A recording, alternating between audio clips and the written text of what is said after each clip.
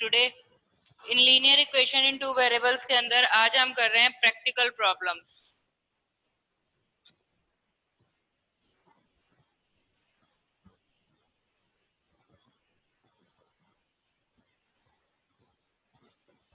Practical problems सबसे पहले हम प्रैक्टिकल प्रॉब्लम्स किसके ऊपर कर रहे हैं? Based on age. एज के ऊपर जो क्वेश्चंस होते हैं वो हम किस तरीके से सॉल्व करते हैं। आपकी बुक से ही एक एग्जांपल ले रही हूँ और आपको समझा रही हूँ। आपकी बुक के अंदर एग्जांपल दे रखा है जो बोर्ड में आया हुआ है। Example number 2, father's age is 3 times the sum of the age of his 2 children. After 5 years, his age will be twice the sum of the age of 2 children. Find the age of father. जब भी as वाले question होते हैं तो सबसे पहले हम present as assume करते हैं। तो इस एग्जांपल के लिए हमने क्या किया? Let present age of father is equals to x, और उसका रिलेशन उन्होंने कहा है उसके दो बच्चों के साथ, हिज 2 children, उनके दो बच्चों के साथ एज का रिलेशन का है। तो हमने कहा let the sum of the ages of 2 children is equals to y. Y में क्या है? दोनों बच्चों की एज का सम है। क्या है? दोनों बच्चों की एज का सम। ओके, अब अकॉर्डिंग टू क्वेश्चन अब हम दोबारा से क्वेश्चन को रीड करते हैं कि क्वेश्चन में हमसे क्या कहा गया है। फादर्स एज यानी कि x is equals to 3 times 3 times 3 times 3 into sum of the ages of his 2 children यानी कि 3y। ये तो इक्वेशन नंबर 1 हो गई। Sum of the ages of 2 children हमने एज्यूम ही y किया है सम ऑफ द एजेस, तो ये यहाँ पर आ गया हमारे पास। एंड पहली इक्वेशन बनाने के बाद अब सेकंड इक्वेशन हमारे पास क्या आ रही है? सेकंड इक्वेशन हमारे पास क्या आ गई यहाँ से? आफ्टर 5 years, 5 साल बाद फादर की एज क्या होगी? x प्लस 5, और उसके दोनों बच्चों की एज, दोनों ही बच्चे 5-5 साल बड़े होंगे ना, पहले वाला बच्चा भी और दूसरे वाला बच्चा भी। तो दोनों बच्चों की एज में कितना, अगर दोनों बच्चों की एज आपस में ऐड करें तो 5 + 5 10 का इंक्रीमेंट होगा। मान लो आप 2 भाई बहन हो, तो एक की एज आज की डेट में एक 8 साल का है और एक 4 साल का है। ठीक है, आज तो आप दोनों की एज का सम कितना है? 8 + 4 यानी 12 ईयर्स। 5 ईयर्स के बाद आप कितने ईयर्स के हो जाओगे? और 5 ईयर्स के बाद आपका ब्रदर कितने ईयर्स का हो जाएगा? 9। तो दोनों की एज का सम कितना हो जाएगा? 22। यानी कि दोनों की एज के सम में कितना डिफरेंस आया? 10 ईयर्स का डिफरेंस आया ना, क्योंकि 5 साल एक बच्चे की एज में इंक्रीमेंट होगा और 5 साल दूसरे बच्चे की एज में इंक्रीमेंट होगा। तो सम ऑफ एजेस में कितना इंक्रीमेंट हो जाएगा? 10 ईयर्स का। ओके, तो x + 5 और y + 10, after 5 years his age will be twice the sum of the ages of the 2 children. Find the age of father. अब जब हम इक्वेशन बना लेते हैं, इस पहले वाले इक्वेशन को हम इस तरीके से भी लिख सकते हैं कि x - 3y = 0। This is the equation number 1। और इसको अगर हम सॉल्व करते हैं तो x - 2y = 20 - 5, x - 2y = 15। This is equation number 2। Equation बनाना एक अलग काम है और इक्वेशंस को सॉल्व करना एक अलग काम है। यानी कि अब इसके बाद आपके पास चॉइस है कि आप यहाँ पर सब्स्टिट्यूशन मेथड लगाते हो इन दोनों इक्वेशंस को सॉल्व करने के लिए, या एलिमिनेशन मेथड लगाते हो। कोई भी मेथड लगा सकते हो, यहाँ आपके कोई मार्क्स नहीं कटते कि आपने किस मेथड से इसको सॉल्व किया है। अगर आप सब्स्टिट्यूशन मेथड लगाते हो तो x की जगह आप क्या पुट करोगे? 3y - 2y = 15। It means y = 15। यानी दोनों बच्चों की एज का सम कितना हो गया? 15। और इस 15 को अगर मैं यहाँ रख दूं तो present age of father 3 × 15 = 45 years. और जब आप यहाँ एज एज्यूम कर रहे हो तो एज के साथ अगर आपने इस तरीके से लिख के छोड़ दिया x एंड y, तो आपका एक नंबर यहाँ इस बात का कट जाता है कि आपने इसके आगे यही नहीं लिखा कि ये एक्स क्या है, ईयर है, मंथ है, या मिनट है, या आर है, क्या चीज है। अगर आप एज एज्यूम कर रहे हो तो age is always in years, X years and Y years. Sum भी अगर हम दो बच्चों की एज का करेंगे तो ईयर्स में करेंगे। So this will be the answer and this is the way how to perform the problem based on age. Age के ऊपर बेस्ड अगर कोई भी प्रॉब्लम आती है तो उनको हम इसी तरीके से इक्वेशन बना के सॉल्व करेंगे। मेरे ख्याल से सब बच्चों को समझ में आ गया होगा कि किस तरीके से हमें करना है। So after the problem of age, now we are learning about problems based on numbers. Problems based on numbers. Second part हमारा क्या है कि अगर कोई नंबर्स के ऊपर कोई प्रॉब्लम दे रखी है तो उसको हम कैसे सॉल्व करेंगे।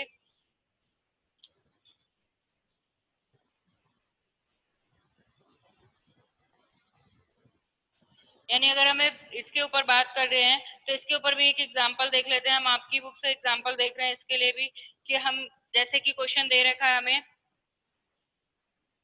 सबसे पहले तो नंबर्स में दो तरह के नंबर आते हैं। तो सिंपल क्वेश्चन आ जाता है जैसे कि एग्जांपल नंबर 5 में का है sum of two numbers is 35 and their difference is 13, find the numbers. तो जब हमें दो नंबर की बात कर रहा है तो सबसे पहले हमें क्या एज्यूम करना पड़ेगा, लेट टू नंबर्स आर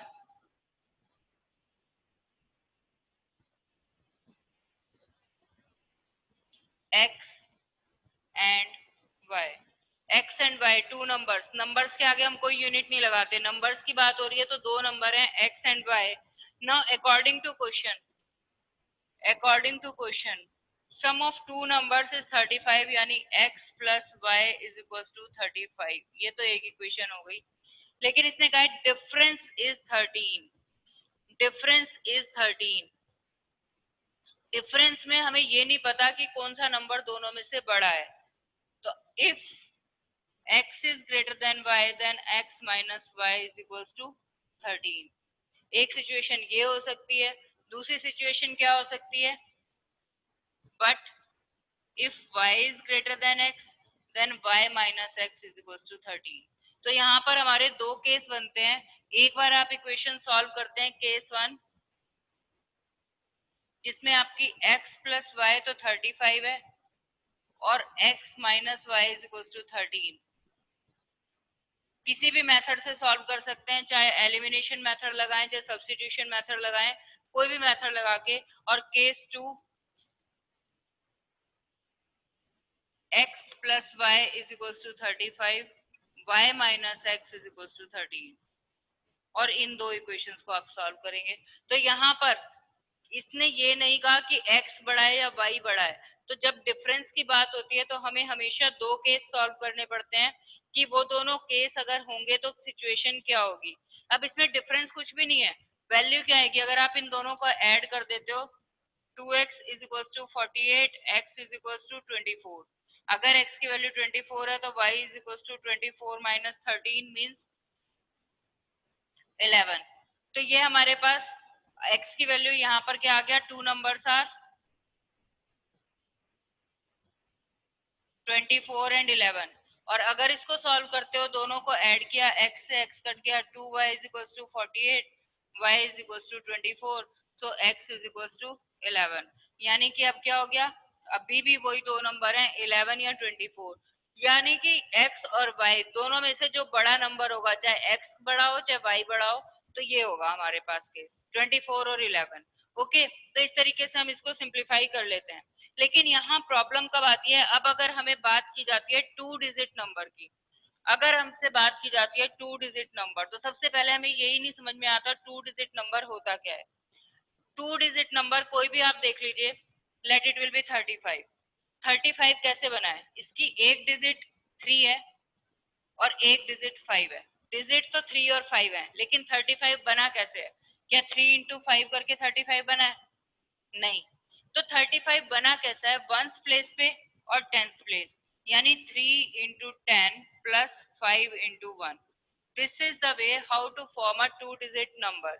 यानी टेंस प्लेस डिजिट को हम 10 से मल्टीप्लाई करते हैं, वंस प्लेस डिजिट को 1 से मल्टीप्लाई करते हैं और फिर इन दोनों को ऐड कर देते हैं तो 2 डिजिट नंबर फॉर्म होता है। तो जब भी हमें 2 डिजिट नंबर की बात की जाती है तो सबसे पहला स्टेप, जब भी किसी क्वेश्चन में हमें 2 डिजिट नंबर की बात की जा रही है तो पहला स्टेप होता है हमारा लेट टेंस प्लेस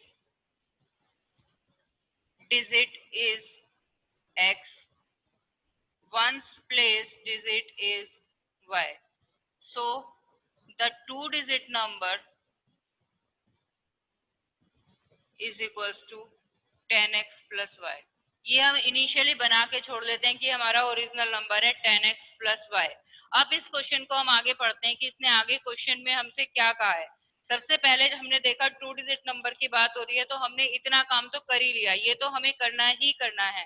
अब इसके बाद हमें क्या करना है, जैसे कि इसमें क्वेश्चन दिया है a 2 digit number is obtained bye either multiplying sum of the digits by 8 and adding 1 or by multiplying the difference of the digits by 13 and adding 2।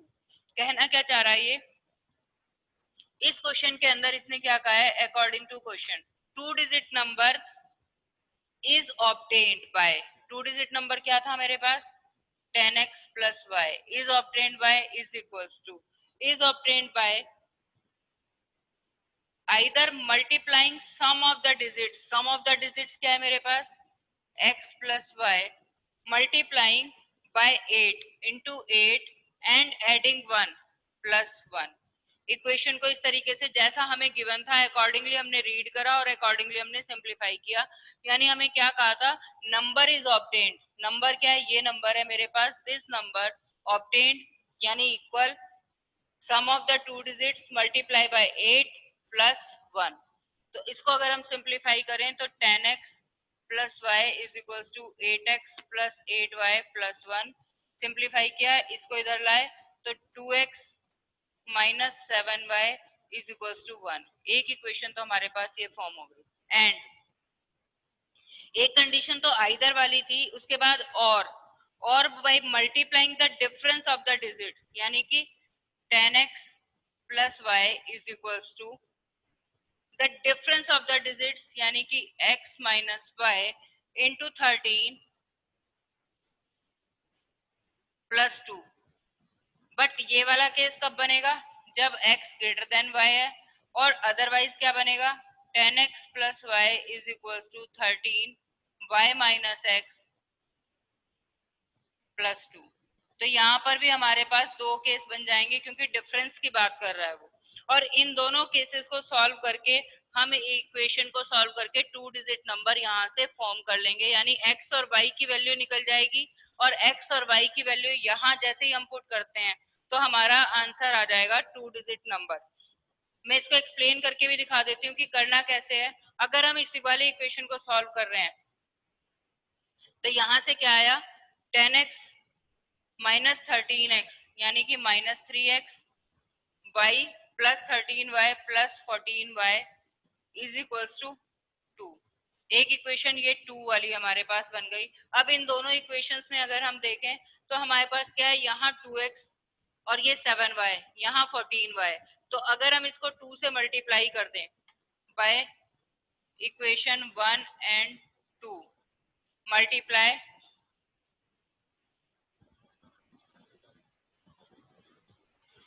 equation 1 by 2 and add with 1, add with 2। Equation 1 को अगर हम 2 से multiply करते हैं 2 2 जा 4x minus 14y is equal to 2, और इसके साथ अगर हम ऐड कर रहे हैं तो minus 3x plus 14y is equal to 2। दोनों को ऐड किया x is equal to 4। x की वैल्यू मेरे पास 4 आ गई।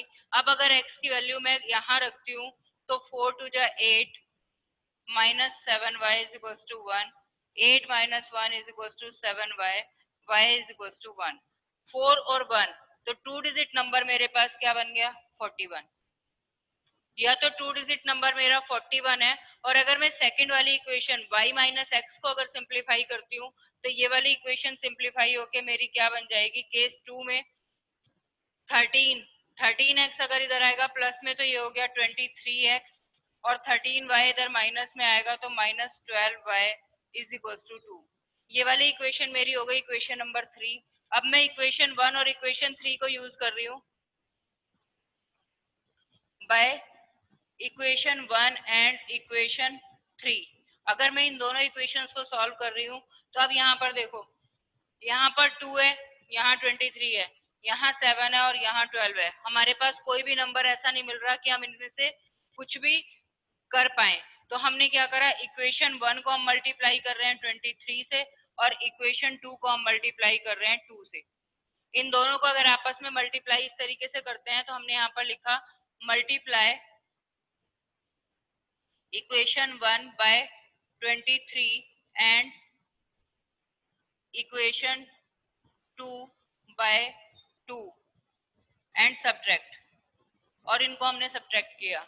यानी हमारे पास ये वाली इक्वेशन क्या आई, 23 into 2 46x minus 161y is equals to 23। और दूसरी इक्वेशन को अगर हम 2 से मल्टीप्लाई कर रहे हैं तो 46x minus 24y is equals to 2 two जा 4। अब इन दोनों को हम सब्ट्रैक्ट कर रहे हैं, ये तो कट गया, यहाँ से वैल्यू क्या आई माइनस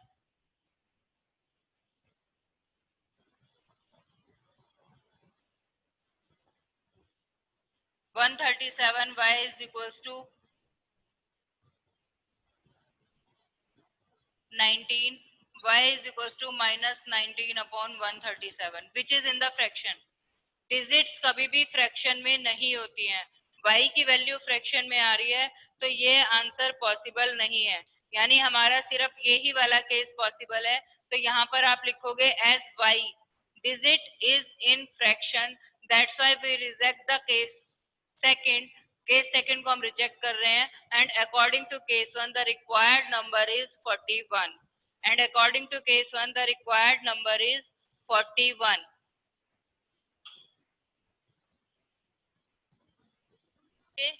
हम लोग एक एग्जांपल और लेके देख लेते हैं, थोड़ा सा कॉम्प्लिकेटेड था तो आप लोगों को थोड़ा मुश्किल लग रहा होगा, लेकिन हम थोड़ा सा एक और आसान नंबर क्वेश्चन लेके देख लेते हैं। पहला स्टेप तो क्या है, 2 डिजिट नंबर का। फर्स्ट स्टेप तो वही है, let the tense place digit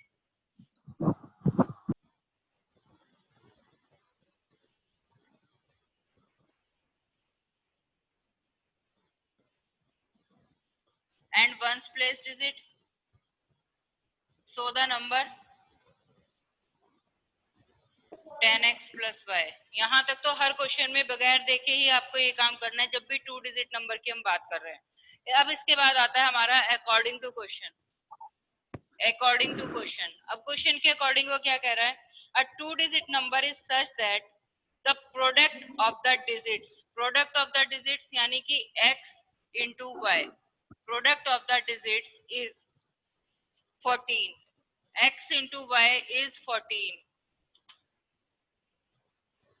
ठीक है, अब इसके बाद हमारे को ये क्या कह रहा है, x into y is 14 and then when 45 is added to the number, when 45, product वाला मत लो क्योंकि क्वाड्रेटिक इक्वेशन तो तुम्हारे कोर्स में नहीं है, प्रोडक्ट वाला मत लो, कोई और क्वेश्चन लेते हैं। क्वाड्रेटिक इक्वेशन इस बार कोर्स में तुम्हारा वर्ड प्रॉब्लम नहीं है क्वाड्रेटिक इक्वेशन की। एग्जांपल नंबर 7 देखो, the sum of the digits of 2 digit number is 9। Sum of the digits यानी कि अकॉर्डिंग टू क्वेश्चन हमसे क्या कह रहा है, x plus y is equals to 9। then the number obtained by reversing the order of digits। Reversing the order of digits का क्या मतलब होता है कि अगर हम यूनिट प्लेस को टेंस प्लेस पे ले आए और टेंस प्लेस को यूनिट प्लेस पे ले आए, वो होता है reversing the order of digits.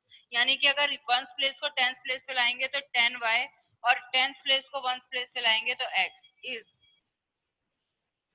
the number obtained by reversing the order of digits of the given number exceeds the given number by 27। exceeds the given number ये था 10x plus y by 27। ये हमारा question हो गया। exceeds का मतलब होता है सम, यानी कि दिए हुए नंबर में अगर हम 27 ऐड कर देते हैं तो उसकी डिजिट्स रिवर्स हो जाती हैं। अगर हम दिए हुए नंबर में 27 ऐड कर देते हैं तो वो क्या होगा, मान लो 85 था तो वो 58 बन जाएगा, या 58 था तो वो 85 बन जाएगा। इसका कहने का मतलब ये है, समझ में आया? एक इक्वेशन तो हमारे पास ये आ गई थी। दूसरी इक्वेशन को अगर हम सॉल्व करते हैं तो 9y minus 9x is equal to 27, y minus x, y minus x, y minus x is equals to 3. Now these two equations you can solve very easily and find the value of x and y.